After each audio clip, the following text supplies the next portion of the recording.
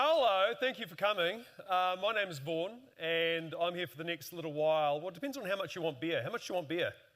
Quite a lot. Okay, well, thank you for coming. Any questions? And for the next little while, I'm going to be talking about feeling the FOFU. By way of introduction, my day job is at an advertising agency called The Goat Farm, where I'm creative director and sort of general dog's body. But this story takes place a little bit before that. Is the picture working? Looking over your shoulder is apparently a bad thing. So I'm not going to, oh, yeah, hey! I always kind of get the scream, I was going to say the screaming shits, but I can't because it's Microsoft. I always get slightly concerned when I plug my Mac into a PC environment about whether or not anything will work, and it seems to have this time. And it stems back to this really harrowing experience I had about 5 years ago where I was giving a talk to a conference of financial advisors. And you guys have probably been preyed upon by financial advisors in your careers, right? Middle-aged, grumpy white men who kind of want to sell you shit. You've met them. So imagine a room full of them, and I was the 2 o'clock speaker, which is kind of the graveyard shift. And the 1 o'clock speaker was this amazing economist, really interesting, energetic, dynamic, fascinating, well-informed economist, which probably narrows it down. There's only one of them, you know who he is. And he was the 1 o'clock speaker, and it got to 12:59, and the guy hadn't arrived. And the conference organizer was going, oh, this is just driving me nuts. Vaughan, can you do the 1 o'clock talk? And I said, sure, I'll do the 1 o'clock talk. I'll take the promotion from 2 o'clock to 1 o'clock. That's good. My career as a speaker was on the up and up.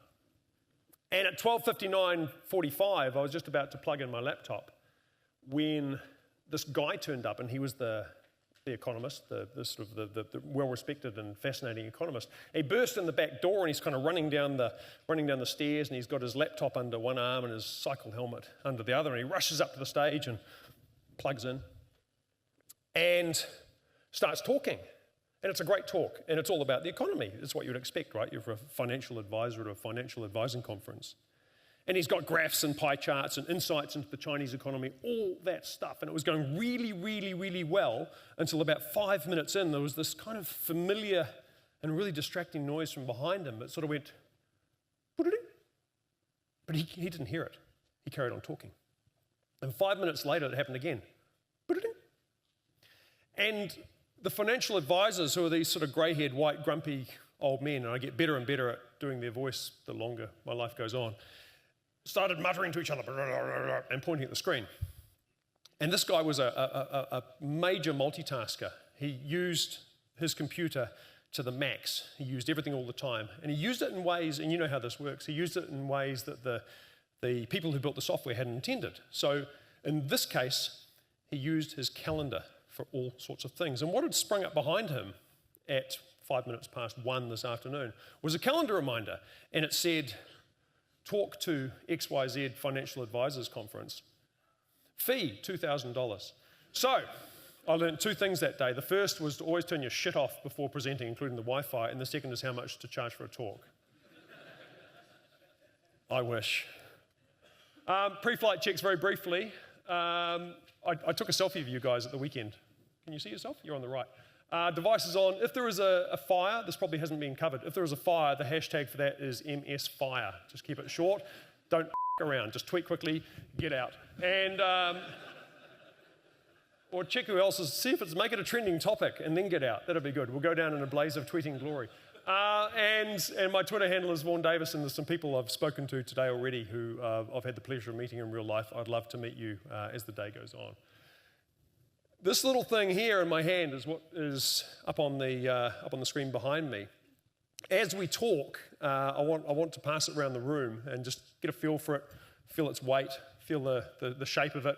Have a think about how it came to be the shape it is. Think about what it might have been once. Whatever you do, don't cut yourself because it's really, really sharp.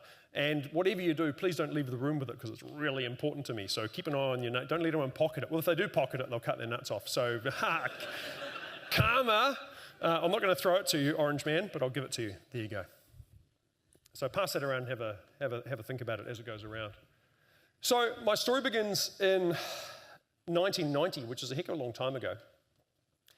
And I was an Air Force pilot. I believed in 1990 that I had the best job in the world. And we all believed that, but I believed it even harder. Because Top Gun had come out 3 years earlier and I was an Air Force pilot, and I was single, and oh my God. And I was flying this airplane. Does anyone recognize what this is? It's kind of obscure. Close. Turn that upside down and make it Dutch, and you'd be right. This is a thing called the FOFU friendship, which older members of the audience might remember. Air New Zealand used to have some. And the Air Force bought 3 of the oldest ones, put some drop tanks on the wings to make them look military, and we used them for maritime patrol. The model number, this is a little bit airplane geeky, but the model number was F-27, the FOFU F-27 friendship. F-27 sounds really cool and gnarly and Air Force-y. Friendship doesn't sound so nice. So we called it the F-27 because whenever you'd meet an F-15 pilot, you go, oh, F-15, F-27. So I flew these. And I thought it was the best job in the world. It was down in Christchurch, and we'd use these for navigation training. So a couple of pilots up the front, some student navigators down the back, and you'd see how close to Mount Cook that you'd get before they'd tell you whether to turn left or right. We use them for search and rescue, and we use them to look for imaginary submarines, which is a very, very important job because New Zealand is constantly under attack by imaginary submarines. You wouldn't believe the number of imaginary submarines out there, but we were out there looking for them. So if you're around in 1990, you need not have stayed up late at night worrying about the imaginary submarines because we were worrying about them for you. They were great airplanes, very, very reliable, analog. They're basically like remember those agitator washing machines? Does anyone remember? I'm looking at the great you. Yeah, I hate to pick on you, but you're old. So am I. Oh, well, yeah, it's on. It's true though, right? We remember those. The jet engine that powered these was basically like an agitator washing machine. Really, really reliable. John Key should have had one of these in Townsville, and he wouldn't still be in Townsville. I was loving life. Absolutely beautiful. Top Gun, 3 years earlier, Air Force pilot, single, woo! Till this telegram thing came. Well, it wasn't a telegram. It was I don't even remember what they called them. It was some paper-based, out came the thing.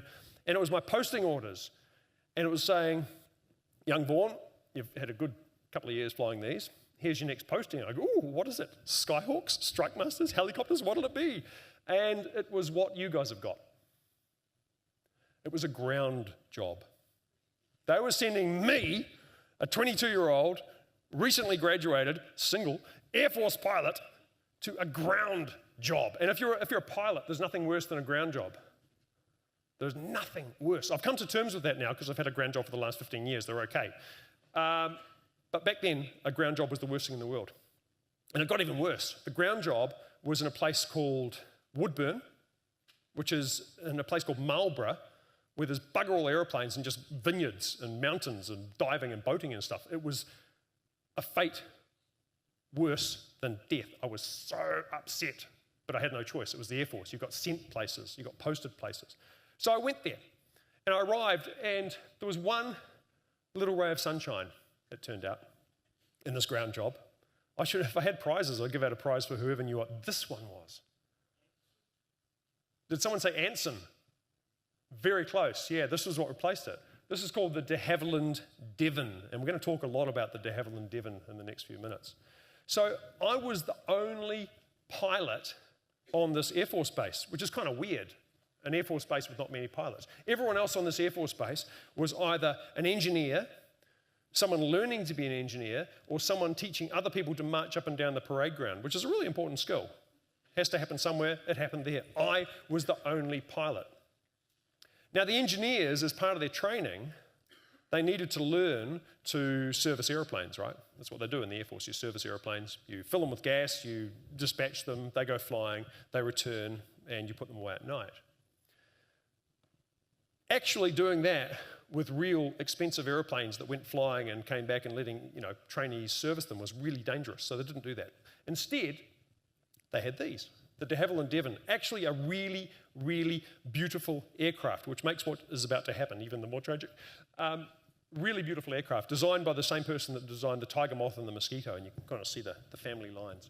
It's about a 6-seater, 2 engines, 1 pilot up the front. So we had a fleet of those, or maybe half a dozen of them, that never flew. They were no longer certified safe for flight. But as part of the training for these engineers, they would be fueled, oiled, maintained, polished, started up, taxied around, and then marshalled in and stopped and put away. And you've seen that movie, Flying High, the movie where the guy goes over there, and that. That's a skill. Doing this is actually, it means stuff. It's a skill.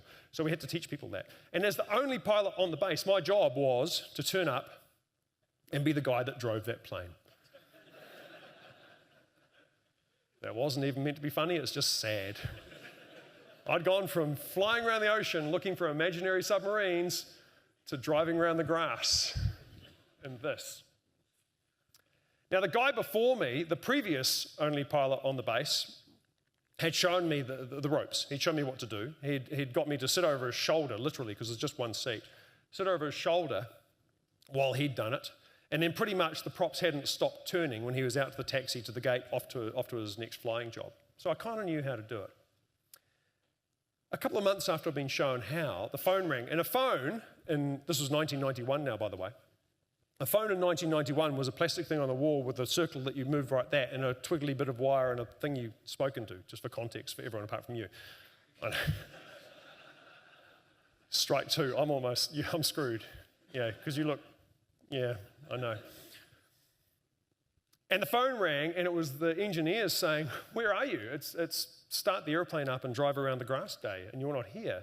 I went, shit, because calendars in those days were pieces of paper where you wrote stuff down and forgot about them. So I had no reminders, I had no alerts, I had no nothing, and I'd forgotten to go. So I was kind of on the back foot already. So I got on my bicycle.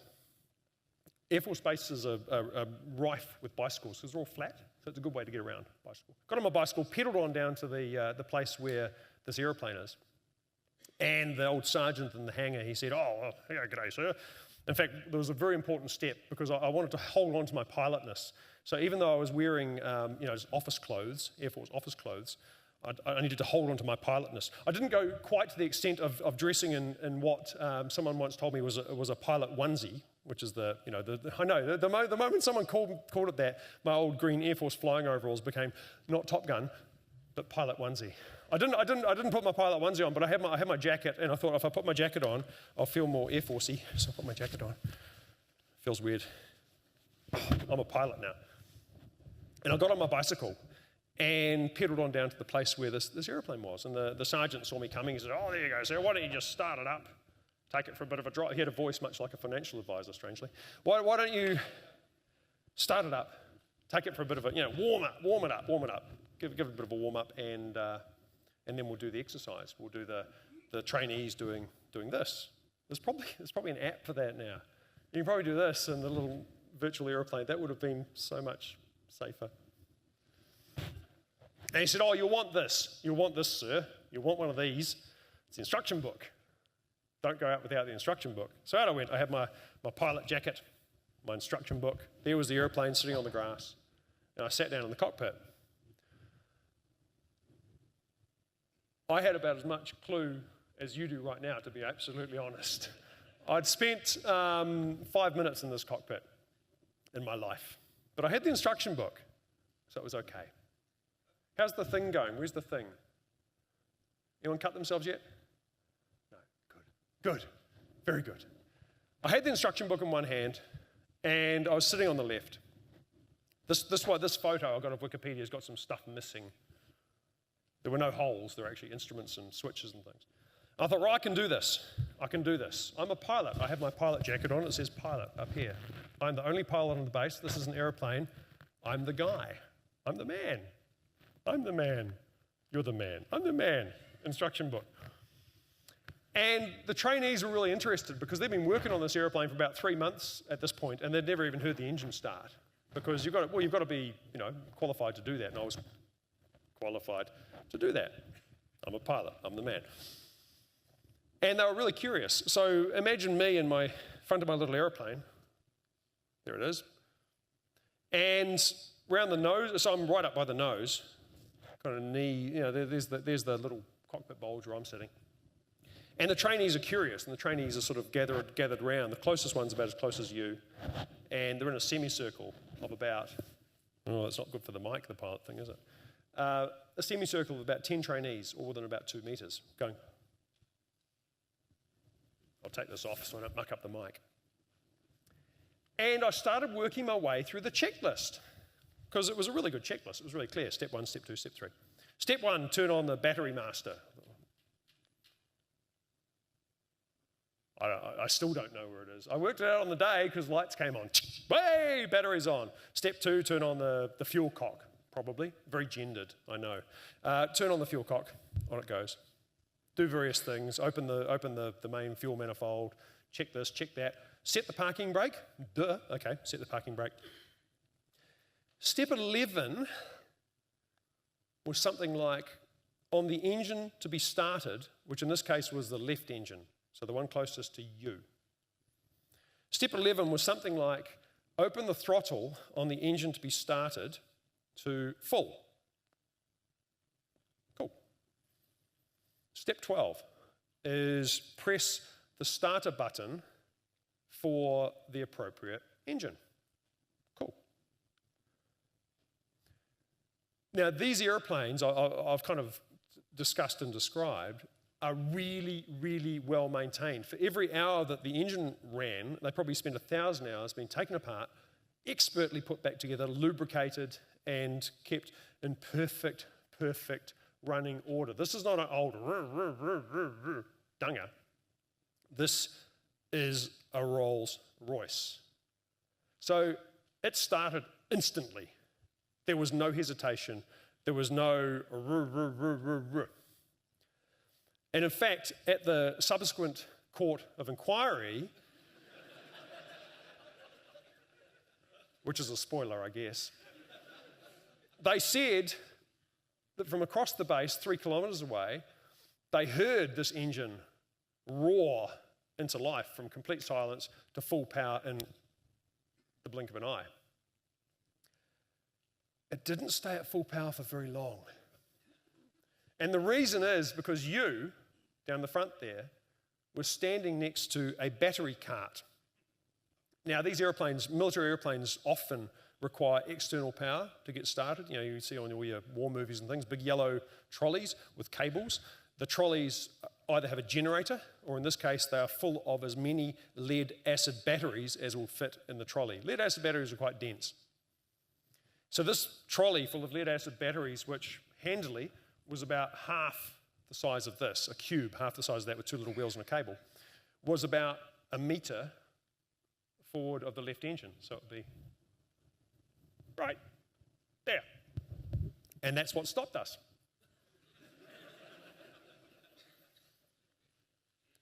Didn't laugh at the time. The largest piece of that battery trolley that could be recovered was about the size of about half the size of a loaf of bread. And it was given to me on a plaque at my going away function. The propeller, which has, as you can see, 3 blades, right? You've worked out what was in your hand now, right? Yeah, it was the tip of the propeller. That's a prop, right? That's a prop. It's always good when you're giving a talk, always have a prop. That's a prop. Oh, I like your low standards.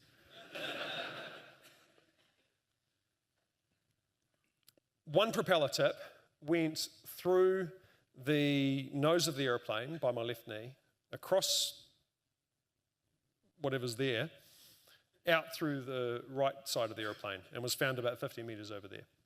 The other propeller tip went 200 metres over there, and that's the one you've got in your hands. The third propeller tip, as far as I know, has never been found. So probably in about 6 months, when that Air Force base also gets turned into a housing subdivision, someone will be digging their garden. They'll go, what the hell is this? Well, it's the propeller tip. So that engine ran for about, in fact, you're really smart maths people probably. It was going 2,500 RPM.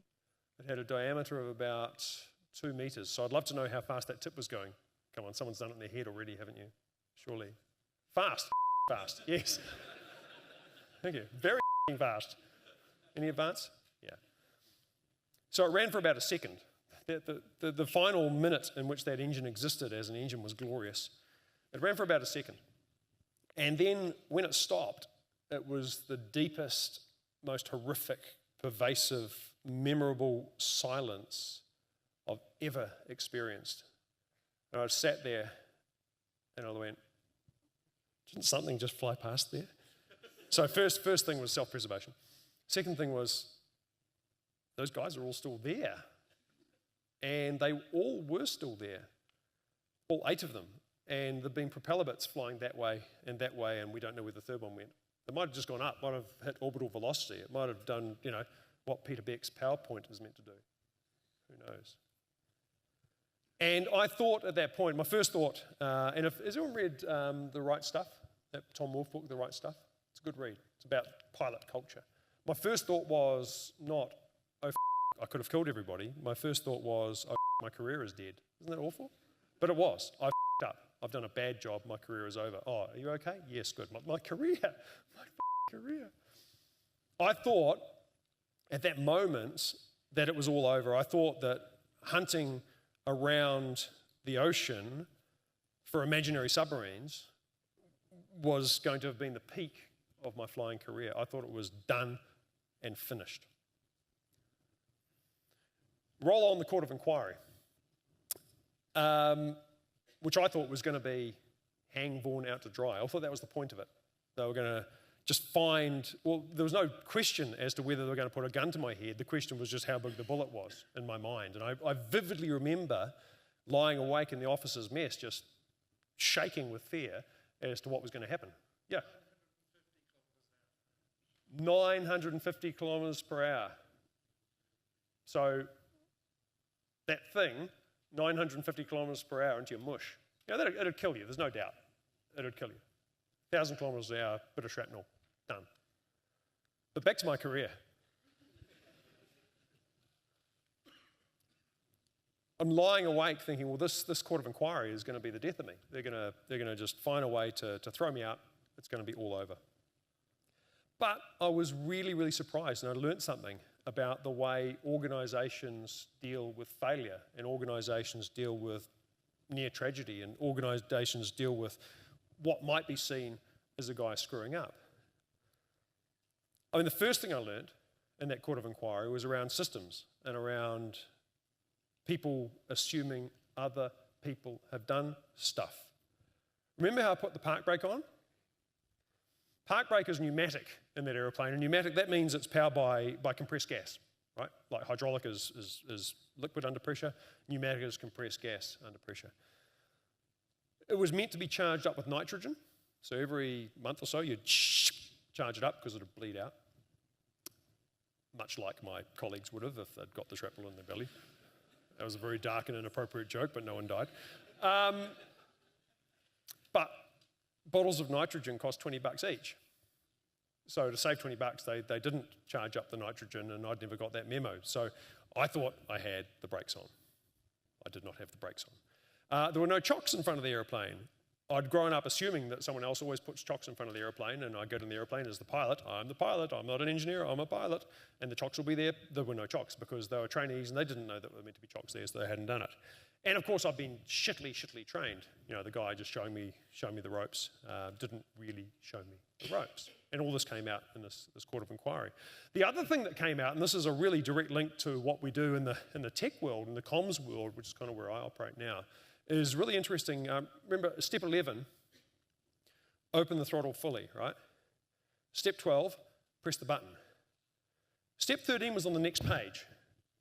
And step 13 was the moment the engine fires, immediately pull the throttle back to idle. So I don't know much about document design, but I would have put that important shit right there on that other page. So it's kind of classic. In aviation, we call it the Swiss cheese model of accidents, and that's been generalized into industry, beyond aviation now, right? Every slice of Swiss cheese has got a hole in it, but normally if you have a whole lot of Swiss cheese, the holes don't line up, but sometimes the holes line up, and on that day, the holes lined up. I thought they were going to hang me out to dry. And maybe I should have been. I mean, maybe I need to own it a little bit more than I did at the time, because I was just, desperate to retain my self-worth as an Air Force pilot, because that's kind of all you've got is your confidence as an Air Force pilot. You need to have that. Instead of hanging me out to dry, the Air Force thought, well, the best thing to do with this guy, which I just think is an astoundingly informed and sensitive and smart, 1991, 92, is get this guy back into another cockpit. I know. You go, what? taxpayers. You let them do what? So they did. And they, as quickly as they possibly could, once this court of inquiry was over and they learned all the lessons they could from it, they got me back into a bigger cockpit. Oh, little ray of sunshine. Small ray of sunshine, an otherwise troubling month of my life. One of the things that this engineering school taught was battle damage repair. And they had this problem, when you just pretend to do battle damage, it just looks really fake. But so parts of the engineering school were really chuffed because they had some really convincing battle damage to do this airplane with holes and shit and bent propellers, and they were kind of happy with that. That was like 1% goodness, 99% shit, but we'll focus on the goodness. So the Air Force said, well, you know what Vaughan needs and what the Air Force needs, because, you know, they'd paid money to train me and stuff, so they don't want to just throw me away. What he needs to do is go and fly a bigger, better airplane and do more cool shit. And they put me in a thing called the C-130 Hercules, which is an airplane you will have heard of because we still have them and we still fly them. And over the next 5 years, up here at Whenuapai, out of Auckland, over the next 5 years, I got to do some awesome shit. It made looking for imaginary submarines like nothing. And that second half of my career, that post-crash part of my career, was 100 times better than the pre-crash stuff. I was living in dreamland before that crash. I really, really believe, and I still fly. I fly most days, or several times a week. I really believe that I would not have been as good and as safe a pilot in this airplane had I not had that non-lethal accident. You know, I went through my whole career fearing the up, FOFU, fear of up. But actually, if I hadn't done that, and I hadn't learned from it, and actually the Air Force hadn't learned from it, we would have all been the poorer. That one incident totally changed my approach to flying and totally changed my approach to life. And it's, you know, it's not unique to me. You know what this is, right? This is the barge, the self-driving barge that the SpaceX rocket lands on. How many times have they up? You know, 4 or 5? Twice? Feels like 4 or 5. They're very, very public. But Elon Musk, and I don't know whether it was bravado or whether he really believes this, he just went on and on about how much they learned from each time that happened. You don't learn from the perfect stuff, you learn from the screw-ups. And of course, the ironic, what's the science fiction novel series that the name of the barge is from? Just read the instructions. Does anyone know? I thought you guys would know. Culture. It's from Culture. Yeah. Just read the instructions, which is ironic given the context of I didn't realize when I chose the image that was the name, so I should have just read the instructions. It's like in an exam. Read the whole thing, then start the engine. You learn by screwing up. This guy, and I love 2016, a lot of our work at the goat farmers and social media, and I love that I can chat with this guy, and he'll chat back. This is Chuck Yeager. Right? He's a son of a bitch on Twitter and on Facebook. He's a prick, but I love that I can talk to him. He's like Donald Trump with a pilot's license. He's awesome. Right down, that's why the airplane was orange, little known fact. No, not true at all. He did what he did, so he was the first pilot to fly faster than the speed of sound and survive. Several did before he did, and they all died, but we learned from that and he got to survive. He achieved what he achieved by being this close to screwing up, and he screwed up many times. He crashed several times, nearly lost his life. He did that by, what we pilot people call pushing the envelope. You've all heard the expression, right? Has anyone ever seen the envelope? Just out of interest? Would you like to see the envelope? Yeah, so that's the envelope. When we say pushing the envelope, it is very, very specific. It means this. This is the envelope that test pilots push. So you've kind of clocked it already. But the red line, let's just ignore the orange and blue ones. The red line is the limit at which that airplane, because the envelopes are specific, the red line is the limit at which that airplane can be safely flown. The vertical axis is G-force, so more G means push into your seat, negative G means floating, and speed along the right-hand side. So that defines the absolute speed limit and the absolute G limit. And that's learned through experimentation, through pushing the envelope, and through sometimes crashes. That's the envelope. No interesting shit ever happened. Oh, I've never done this, I'm going to do it. Yay. No interesting shit ever happened in there apart from you watch a really good movie on your way to Hong Kong. Right? The interesting shit happens when you're going crazy fast out on the right and being a Chuck Yeager, going upside down, negative G, down at the bottom, or pulling lots of G up at the top. This is a bit of a wussy airplane. You'll see that the G limit's only 2.5. That's like carrying around a fat person, pretty much. Well, if you are a fat person, that's like carrying around an extra 1.5 fat people. And this is a more real-world envelope. And this is for an airplane called the F-104 Starfighter, which airplane geeks will know about. So the numbers are a bit gnarlier. It has Mach limits. It has, the speed of sound comes into it. And the maximum speed is about 750 knots, which is 1,500 kilometers an hour, more or less. Calculated goal will tell us. So interesting stuff doesn't happen deep within the envelope. Interesting stuff happens at the edge of the envelope, and for that to happen, every time you go into the red, you're f***ing up. And if you're in fear of that, you're just back in the middle of the envelope. Now, I don't fly for a living anymore. I have a little advertising agency. And I try and take those things I learned, or that one thing I learned about screwing up and not being scared of it. I try and take those things I learned into my day job. I mean, the biggest thing I take, which is, I guess, a privilege I have, is in what we do generally, in these ground jobs that we have, right, is if we screw up, generally speaking, no one dies. And that's really cool. That's a privilege. That gives us a chance to experiment and innovate and try new things and have relatively low consequences. Losing your job is not a high consequence. That's a low consequence.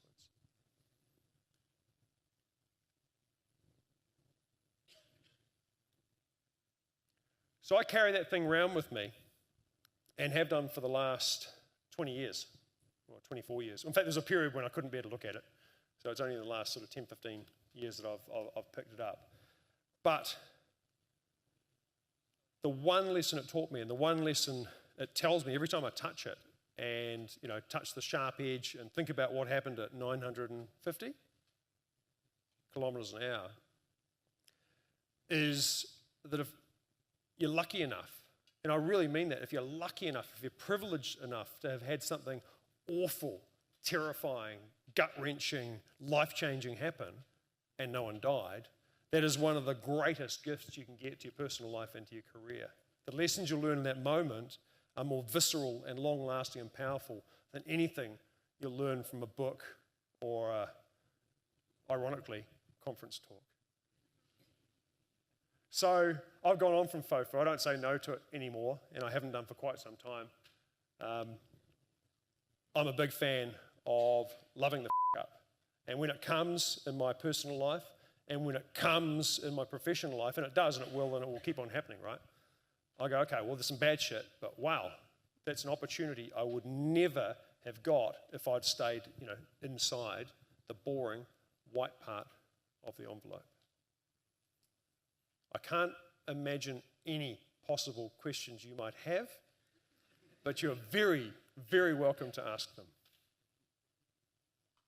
Oh, that was a bad way to do that. Would you like to ask a question? I'd be very happy to answer it for you. There will be prizes. No, there won't. Where's my thing? How's my thing going? Oh, beautiful. Pass it on down. But would anyone like to ask a question? Most people ask questions about the flying stuff, to be honest, but I'm very happy to take questions. Yeah. Oh, sorry. Who's talking? I can't even... Oh, right there. Sorry. Tell us your favourite Herc story. Oh, well, Sonny. No, honestly, and there's talk at the moment of replacing the C-130. C-130 Hercules is a beautiful, beautiful airplane. Great example of technology that just achieved perfection 60 years ago and has never been changed. They still make them. You can buy one brand new from the factory, which is just astounding. There are not many things from that long ago that you can still buy brand new from the factory. The experiences that stick in my mind the most are the ones that combine the Hercules' ability to fly a very long way, relatively fast. It felt slow when you were down the back, but we were up the front. With the ability to land on unusual surfaces. And the best example of that was Antarctica. So we were super privileged to fly people and freight down to Antarctica every year, where we landed on a runway that was was made of floating ice, which was just so cool. Absolutely beautiful. And the landings we made on that floating ice, it will not surprise you at all, were the smoothest landings you would ever make. Partly because we think the ice sort of gave a boom, bit of give, but partly because the consequences of FOFU in that case were severe, cold, and permanent. Yeah, it was a beautiful place. It was great to go there. Anyone else? Sir? Oh, good question. Yes. So how did I end up in the advertising business from being a pilot? Because I guess a lot of these tracks today in this marvelously named Make Yourself More Awesome stream, so you must be quite confident to come in here because you think you're already awesome, right? You just want that final 5%. Thanks, buddy.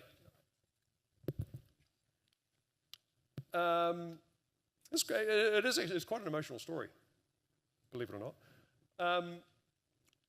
I'd been in the Air Force for 11 years, and the next logical step was to become an instructor, which I loved the idea of. That'd be great, because as a captain of an aircraft, there's a captain and a co-pilot. As the captain, you do a lot of informal instructing to your co-pilot. The only problem was Wigram Air Force Base in Christchurch had closed down. That was where all the instructing was, and I was faced, as an Auckland boy by then, I was faced with the prospect of 3 years in Ohakia. So I went, screw that shit. I'm leaving the Air Force. And I didn't want to be an airline pilot because airline piloting is just routine. We talked about routine, right? Airline piloting, certainly in New Zealand, is going, if you're on the 777, I don't know, you go to 15 places, and those are the same 15 places you go to again and again and again and again and again and again and again. Same place, same hotel, same route, all that stuff. The route's not in the hotel, the route's the way you get to the... it's a homonym, basically. And I thought, well, what can I do? What am I good at? And I'd always could have been into cartooning and writing, and I did the Squadron newsletter and stuff like that. As did Hunter S. Thompson, so don't laugh. And Joseph Heller, all these people. And I thought, well, what was that classic, what colour is your parachute bullshit? And in fact, I had a parachute, it was white. I knew, I didn't need a book. It came down to either advertising or journalism, the stuff you do, the stuff you're good at, the people you want to work with. And the deciding factor was the money, so I never, ever considered being a journalist. That being said, I do radio and I do journalism, but you couldn't make a living. Yeah, and I love it, and I still get to do the flying, right? Yeah. Any other questions?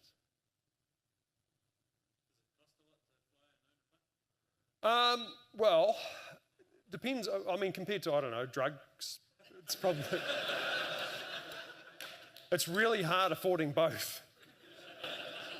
So, no, it really doesn't. I mean, have a look on Trade Me. I mean, you can pick up a plane kind of like the one on the slide, actually. That was an old photo of my old plane. You can pick up a shitty version of that one for maybe 50 grand. What was that? Well, yeah, yes and no. I mean, unlike airplanes are really heavily regulated and inspected and maintained, and you can't get away with not maintaining one properly. So shitty means the interior trim is bad and the seat upholstery is yucky and it smells and non-essential stuff doesn't work. So you can pick up a shitty plane for $35,000 to $50,000, but then you can buy the exact same plane, the same model for $200,000, depending on vintage and condition. And then per hour, $100 to $200 per hour, I guess, plus insurance and stuff like that. I mean, I live in Ponsonby, and when I walk up my street, most of the cars in my street are worth more than my current plane, and my current plane's quite nice.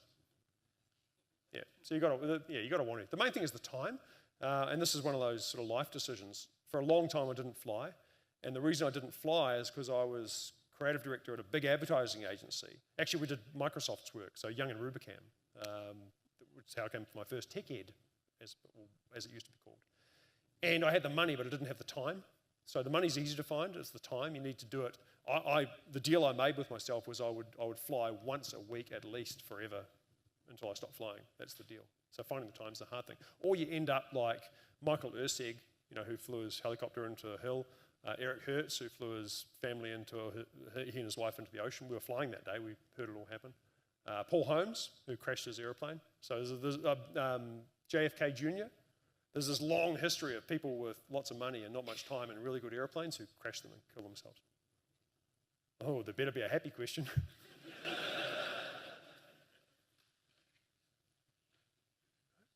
Well, I'd like to thank you so much for being a wonderful audience. I'm going to hang around for a beer.